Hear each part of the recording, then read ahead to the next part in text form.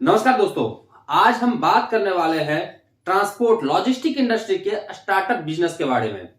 ऐसे जो हमारा एक कोर्स का जो सीजन चल रहा है वो भी हम कंटिन्यू रखेंगे। इसके साथ ही हम आपको केस स्टडी जो होता है, बिजनेस चलाने के जो केस स्टडीज होते हैं उसके बारे में भी हम अपने चैनल्स पे बात करेंगे, क्योंकि नॉर्मल जो ट्रांसपोर्ट है उसके बारे में हम बहुत बात कर चुके हैं। जब से चैनल स्टार्ट किया तब से मैं उसी के बारे में बात कर रहा था। अब जो है नॉर्मल जो स्टार्टअप लॉजिस्टिक्स होते हैं, लॉजिस्टिक कंपनी जो दूसरे सारे होते हैं उसके बारे में बात करेंगे और समझेंगे कि आखिर क्या करके ये इंडस्ट्री सक्सेस हुआ है और क्या करके ये इंडस्ट्री फेल हुआ है। दो तरह की चीजें होती है, या तो वो सक्सेस होता है या फिर फेल होता है। तो आज हम बात कर रहे हैं एक ऐसे ही केस स्टडीज के बारे में। एग्जाम्पल के लिए लेते हैं कि अगर कोई स्टार्टअप लॉजिस्टिक है जो नॉर्मल ट्रकिंग का बिजनेस करते हैं या फिर जो ट्रक ओनर है, अगर वो देखना चाहे तो इस वीडियो को देख सकते हैं, अदरवाइज उस वीडियो को स्किप भी कर सकते हैं। बट जो नया बिजनेस स्टार्ट करना चाहते हैं, चाहे वो स्टार्टअप तरह के बिजनेस स्टार्ट करना चाहते हैं या फिर किसी तरह के लॉजिस्टिक बिजनेस स्टार्ट करना चाहते हैं, उन लोगों के लिए ये जो वीडियो है खास करके इंपॉर्टेंट है।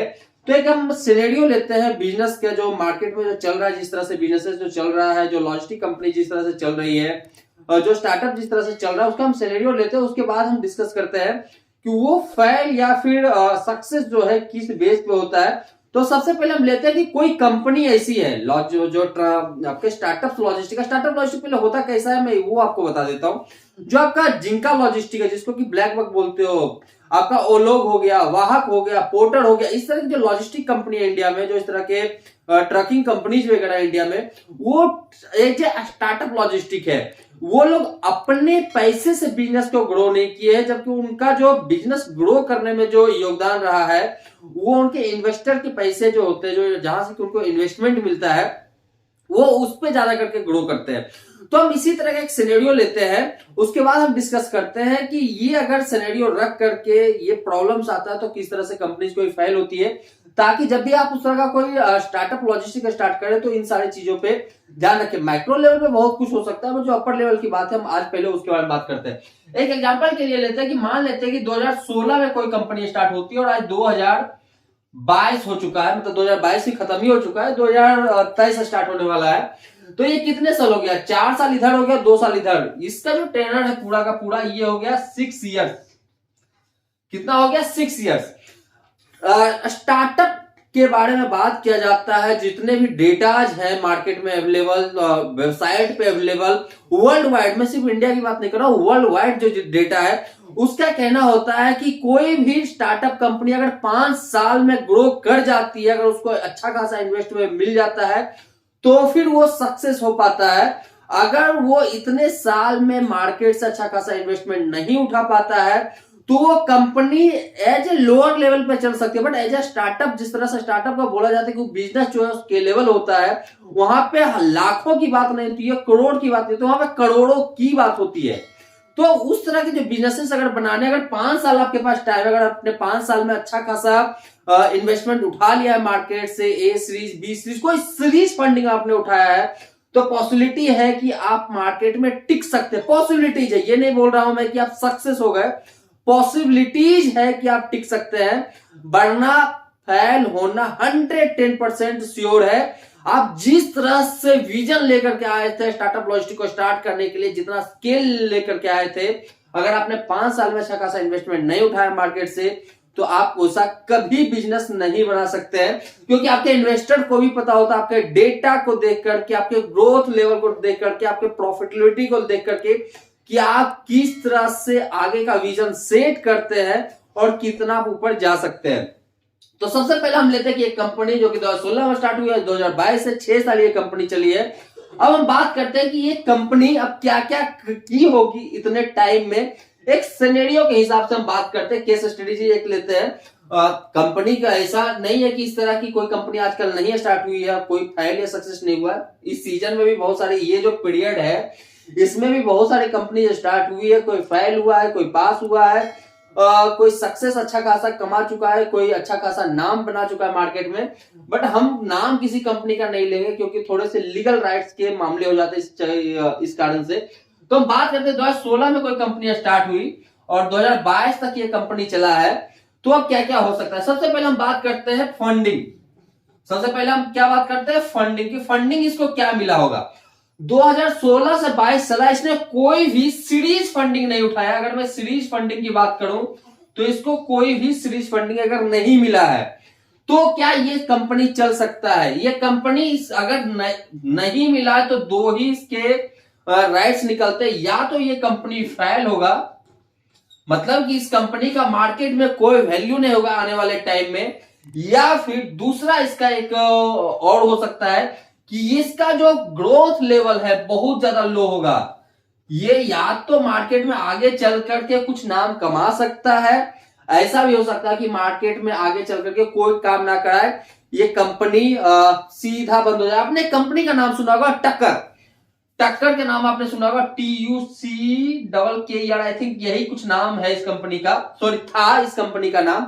इसने भी कुछ इसी तरह से अपना बिजनेस स्टार्ट किया था, स्मॉल जो व्हीकल्स वगैरह होते हैं उस सेगमेंट में इनका बिजनेस था, बट ये भी कंपनी जो है मार्केट में नहीं चली। अच्छा खासा इनके ऊपर भी डेप्ट आया, मार्केट का बहुत सारा पैसा इसकी कंपनी में इन्वेस्ट था जो कि डूब गया, बहुत सारे वेंडर्स का पैसा इस कंपनी में डूब गया। कारण सिर्फ एक था कि ये कंपनी चल नहीं पाई। और तो इसका क्या कारण हो सकता है? दूसरा, कंपनी, पहला तो फंडिंग आपको नहीं मिला तो कंपनी आपका डूबेगा। दूसरा, अगर आपका मैनेजमेंट लेवल जो होता है, मैनेजमेंट जो होता है, अगर ये मैनेजमेंट आपका दो तरह का हो सकता है, या तो हायर हो सकता है, अच्छा मैनेजमेंट हो सकता है, या फिर एक हो सकता है लूला ढूला सा जो होता है, मतलब बोल सकते हैं कि चल रही है तो चल रही है। तो ये दो तरह का मैनेजमेंट हो सकता है। अगर लो मैनेजमेंट है आपकी कंपनी का, अगर आपने स्टार्टअप स्टार्ट किया है, आपके विजन को आपका मैनेजमेंट सही से समझ नहीं पा रहा है, और साथ में जब तक आपका मैनेजमेंट आपके विजन को नहीं समझेगा तब तक आपका एम्प्लॉय आपके विजन को नहीं समझेगा, तो इस कंडीशन में भी ये कंपनी जो है फेल होने के चांसेस इस कंपनी के 110% है। कोई भी कंपनी, मैं बहुत पहले एक पढ़ा था, बुक पढ़ा था, बुक का नाम क्या था, how to success how to fail, ऐसे करके एक बुक था, ये बात है 2016 का। उसमें बोला गया था कि अगर आपके कंपनी का, अगर आप कोई कंपनी चलाते हो, किसी भी तरह की कंपनी हो, अगर आपके कंपनी में आपका जो विजन है, जो कंपनी का ऑनर का विजन है, आपके विजन को आपके 30% इंप्लॉय भी समझते हैं, तो फिर आपका सक्सेस होने का जो रेट होता है वो हायर हो जाता है। एटलीस्ट 30% इंप्लॉय आपके विजन को समझ सके। बट ट्रकिंग इंडस्ट्री ऐसा है, यहां पे मैनेजमेंट अगर सही से काम करना भी चाहो तो उसके नीचे के जो बंदे वो सही से काम नहीं करते। यहाँ पे तो ऊपर के पैसे कमाने वाले ज्यादा होते हैं, तो इस कारण से और भी फेल होता है। दूसरा होता है हायर मैनेजमेंट। हायर मैनेजमेंट क्या होता है? जहां पे कि जो मैनेजमेंट जो लेवल है आपका ऊपर का, वो बहुत ज्यादा सख्ती से काम कराता हो, मतलब कि ये करना है तो इसी तरह से करना है, ये करना है तो इसी तरह से करना है। तो इस कंडीशन में जो है आपके चांस, आपके जो सक्सेस होने के जो रेशियो है वो थोड़ा सा बढ़ जाता है, अगर आप इस पे डिसीजन लेना स्टार्ट करते हैं। अगर आप चाहते हैं कि बिना किसी एक्शन के आपका काम हो, तो उसको बोला जाता है लो लेवल मैनेजमेंट, जहां पे कि चांसेस बहुत कम होता है कि बंदे जो है आपके बातों को समझे और उसके ऊपर अमल करे। बट जहां पे आपका जो मैनेजमेंट है वो हायर मैनेजमेंट जो है पूरा का पूरा स्ट्रिक्ट मैनेजमेंट है एक तरह से, और आप खास करके चेंज मैनेजमेंट में विश्वास करते हैं, तो वहां पे थोड़ा सा चांसेस जो है बढ़ जाता है आपके सक्सेस होने का। तीसरा हम बात करते हैं, तीसरा बात होता है आपका एम्प्लॉय मैनेजमेंट, कि आप अपने एम्प्लॉय को किस तरह से मैनेज करते हैं। तो एम्प्लॉय मैनेजमेंट ये भी बहुत मायने रखता है। ये तो खैर जो है ये हर इंडस्ट्री में मायने रखता है, सिर्फ लॉजिस्टिक इंडस्ट्री में ही मायने नहीं रखता, ये हर इंडस्ट्री में मायने रखता है। एम्प्लॉय मैनेजमेंट खास करके स्टार्टअप लॉजिस्टिक में इसलिए ज्यादा जरूरी हो जाता है कि यहाँ पे जो है नॉर्मल बिजनेस, जो नॉर्मल लॉजिस्टिक कंपनी चल रही है, जिस तरह से सेफ है, सेफेक्स है, वीट्रांस है, होम लॉजिस्टिक है, या फिर बाकी जितने लॉजिस्टिक कंपनी है, वो जिस तरह से अपने एम्प्लॉय को मैनेज करते हैं और उसको जिस तरह से आगे बढ़ाते हैं, उनके एम्प्लॉय जिस तरह से आपके उसके काम को आगे बढ़ाते हैं, अगर उस तरह का मैनेजमेंट रख करके आप चाहते हैं कि स्टार्टअप लॉजिस्टिक को रन करें, तो वहां पे भी सक्सेस होने के जो चांसेस है वो ना के बराबर होता है, क्योंकि जैसे ही आप स्टार्टअप लॉजिस्टिक के अंदर एंटर करते हो, आपका एम्प्लॉय का जो मैनेजमेंट है वो भी मायने रखता है कि आप किस तरह से अपने एम्प्लॉय को मैनेज कर सकते हो।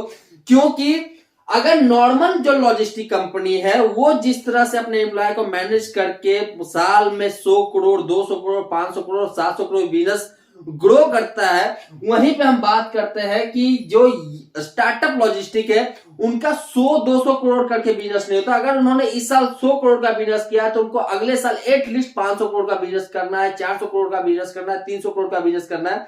बट जो नॉर्मल लॉजिस्टिक कंपनी होती है वो किस तरह से करती है, इस साल 100 करोड़ का हुआ तो अगले साल बढ़ाएंगे, 125 करोड़ करेंगे, 150 करोड़ करेंगे, 250 करोड़ करेंगे, 200 करोड़ करेंगे, इस तरह से उनका बढ़ता जाता है। बट जहां पे स्टार्टअप लॉजिस्टिक की बात आती है वो सीधा दोगुना होना जो होता है।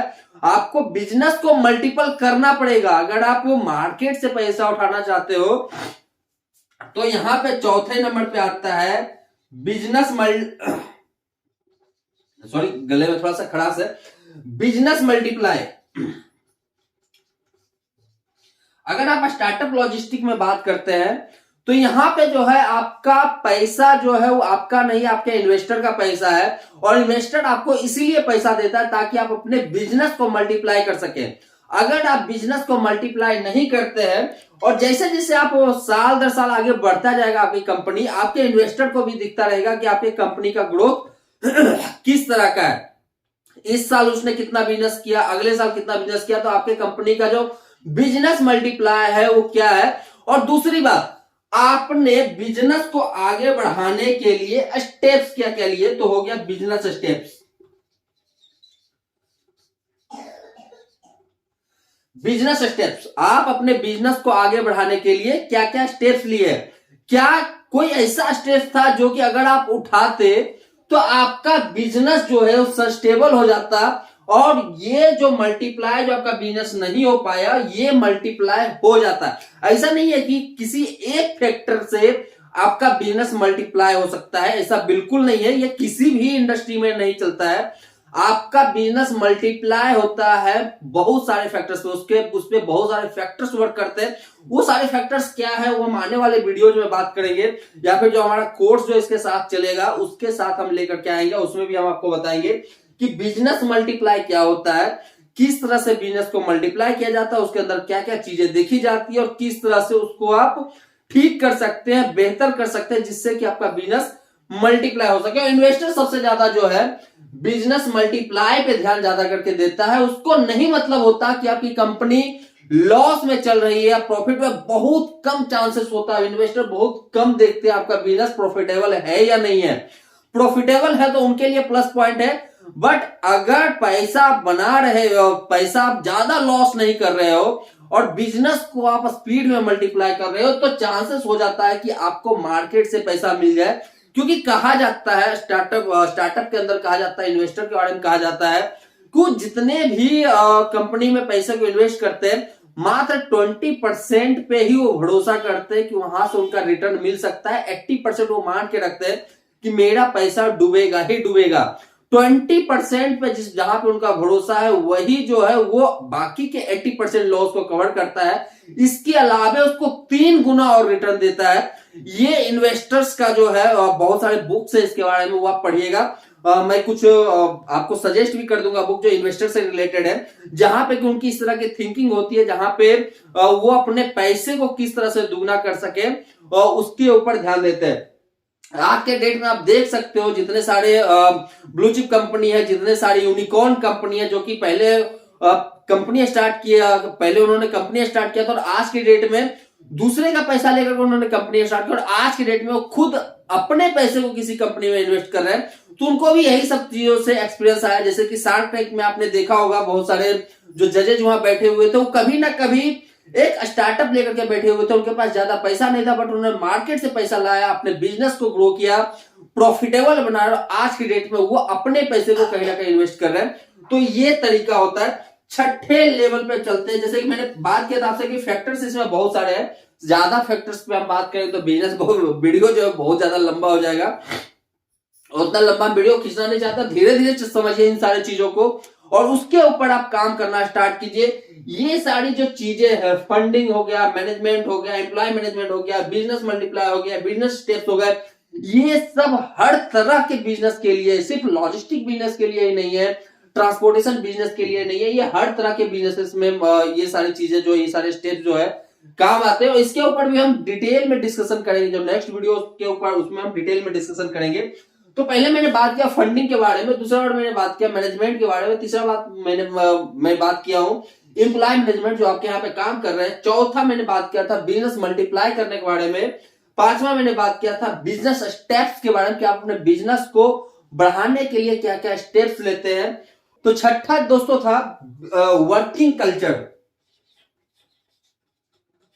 वर्किंग कल्चर, स्टार्टअप्स में वर्किंग कल्चर भी जो है बहुत मायने कर रखता है। ऐसे तो वर्किंग कल्चर हर कंपनी में बेस्ट होना चाहिए, बस स्टार्टअप में जो है और ज्यादा मायने रखता है, क्योंकि जो स्टार्टअप लॉजिस्टिक कंपनी होती है, जिस तरह के दूसरे भी स्टार्टअप होते हैं, अगर वहां पे आपके कल्चर सही नहीं होंगे तो आपका जो एम्प्लॉय है वो सही से आपके बिजनेस, आपके विजन के साथ ट्यून नहीं कर सकता है। तो बिजनेस के ट्यूनिंग को बनाने के लिए और विजन को साथ रखने के लिए आपका जो कल्चर है, वर्किंग कल्चर जो है वो सही होना चाहिए।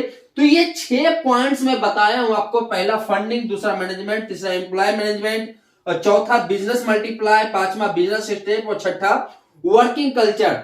अगर इसके ऊपर आप काम करते हो, ये 6 चीज के ऊपर, तो आपके सक्सेस होने के जो चांसेस हैं ये ऑटोमेटिक 80% तक बढ़ जाता है। आपने एक रूल सुना होगा, उसको बोलते हैं 80-20 रूल। बुक भी है, आप लोग इसको रेफर भी कर सकते हो।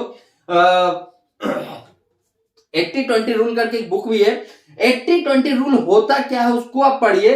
बोला जाता है कि आप जो भी काम करते हो, जो भी बिजनेस करते हो या कुछ भी करते हो, उसका अगर आपको 80% को समराइज करना है, तो आप देखिए कि ऐसा कितने चीज है जिसको कि आप समराइज करो तो आपका 80% निकल जाए। जनरली बोला जाता है कि 15 से 20 पॉइंट के ऊपर अगर आप काम करते हो, अगर आपके पास 100 तरह के बिजनेसेस हैं एग्जांपल के लिए, और अगर आप 15 से 20 के ऊपर भी काम करते हो तो 80% जो है आपको यहीं पे अचीव हो जा सकता है। बाकी अगर हम बात करें तो 85 से लेकर के 80% में बाकी के 20% आते हैं। आप जनरली भी आप अपने बिजनेसेस में देख सकते हो कि जितना आप साल में बिजनेस करते हो, महीने में बिजनेस करते हो, अगर उसको कंपनी वाइज समराइज करके देखोगे तो पता चलेगा कि आपका 10, 15, 20 कंपनी ही जो है आपके 80% कंपनी का जो बिजनेस है वो कर रहा है। बाकी जितने भी कस्टमर्स है उनके साथ आपको सिर्फ 20% का काम होता है, जबकि बाकी का जो 15 से 20 है वहां पे आप 80% के साथ काम करते हो। तो आज के लिए हम इस सेशन को यहीं पे खत्म करते हैं। यहां से हम आगे बढ़ेंगे दूसरे सेशन पे, तो साथ में केस स्टडीज। ये केस स्टडीज क्या था कि अगर आप 2016 में कंपनी स्टार्ट की हो, 2022 आपका खत्म हो रहा है और आप मार्केट में सस्टेन नहीं किए हो, या फिर आप फेल हो रहे हो या फेल हो चुके हो, तो आप अपने ऊपर एनालिसिस कीजिए, अपने कंपनी के ऊपर एनालिसिस कीजिए। आपके साथ यही सारी चीजें हुई होगी जिसपे कि आपने काम नहीं किया, और काम नहीं किया तो आज आप फेल हो चुके हो या फेल होने के कगार पे हो। तो ये 6 पॉइंट्स है जिसके ऊपर कि मैंने आपके साथ चर्चा किया है। मैं मिलता हूं अपने नए वीडियो में एक और इस तरह के केस स्टडीज और इसको साथ में आगे लेकर के। तब तक के लिए धन्यवाद।